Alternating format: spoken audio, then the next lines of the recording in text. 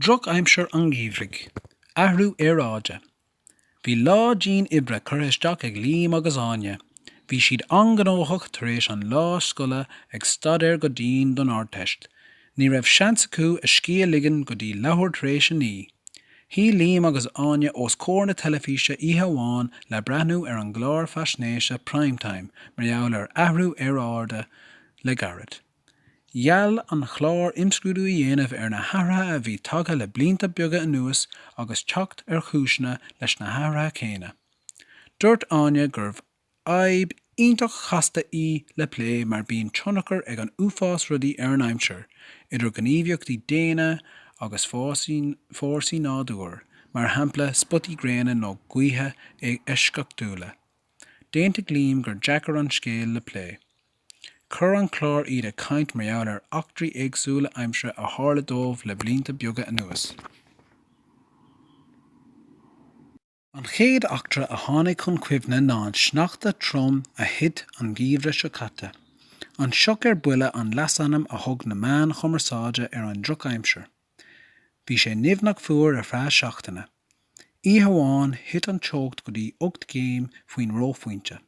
Bhí an talamh clúdathe le brat bán sneachta. Cruthaigh sé go leor feibanna mar bhí gantanas salin sa tír. Bhí sé fíor-dhheacair ar gach aine bheith ag tiomáint. Bhí agla an domhan ar gach aine an teacha ágáil, fiú le dul có fada leis na siopaí ag bun an mhuintir le bainne agus arán a fháil mar bhí na bóithre có sleamh sin.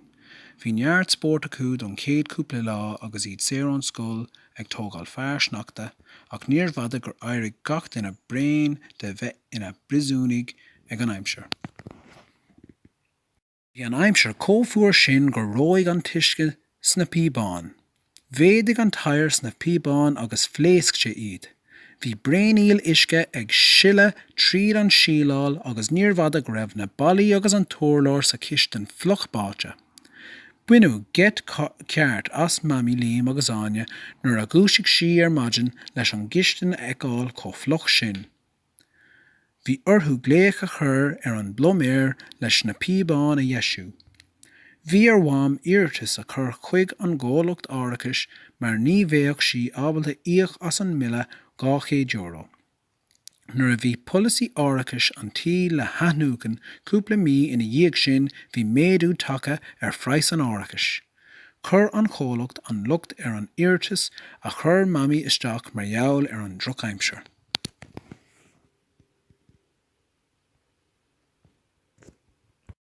Ribh sin san óir, bhí an tír chráite le sturmophilia.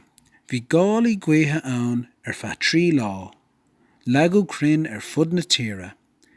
Bhí siad ina lí ar na bóithre agus ní raibh duine ar bith ábalta teastáil orthú. Ina haintú sin, leagadh roinnt cúlaí letrachais agus bhí na mílte tithe fácha gan cuacht ar feadh tamil. Maríoch daoine sa Drochaimsir sin. Hit crinn ar glúisteáin ar na bóithre agus fuair seanbhean bás sa tubaiste sin. Bhí feirmeoir a muid ag tuairt airad dá anmhaithe le linn na Drochaimsire nuair a hit crán air freisin. Ní raibh aimsir có marfach sin in éireann le fada an lá. Níor thuig aine go bhéadach an gcuí bheith có chun tuairteach sin. Ribh sin a rís san airach, bhí ceathanna troma báistí a mhar ar feadh seachtaine. Bhí tiltte ann in áiteanna áirithe i gcathair chorcaí agus i mbaile átha clia. Bhí ar dhaoine a chónig ann málaí ganamh a charna ag doirse an tí leis an uisce a chuineáil amuigh, agus hep ar roinnt málaí. Bhí tithe daoine lite le huisce, scriste go hiomlán. Bhí na bóithre lán go béal le huisce. Bhí seandaoine sánathe ina dithe agus bhí ar na seirbhí sí ag an dála teacht i mbád leis na seandaoine bochta a tharaháil. Bhí na glúisteáin agus na tithe scriste ag an uisce agus bhí an túfás daoine fácha i bunk mar gheall. Ní raibh na cólachtaí áirithis sásta cabhrú leis na daoine a dulling sna tillte. Dúirt siad gur gníomh dé a bhí ann. Bhí an grán ar na cólachtaí áirithis le cloisteáil i nothanna liom agus áine agus iad ag labhairt faoi. Luaigh gáine le liom go raibh tionchar mór ag ídú an tre ózón bhéadú na Drochaimsire na léitheanta seo. Bhíonn ag si go raibh an tair timpeall ar an Antarctic ag lá tuisc nach raibh cosanta aige ó gcathanna láidre na gréine. Bhí an coscart ag cur le líon na bharagaí agus le tarlóntaí na duilte in áiteanna ar an gcósta. Luaigh liom go mbeadh an ísiltír go hiomlán faoi uisce i gceann 50 bliain dá leanach na cnopáin oighear ag lá. Déantaigh liom agus aine go raibh an timpeallacht i mhuil agus gur chóirdómh rud a dhéanamh láithreach le stop a chur leis an Drochaimsir thobhaisteach seo.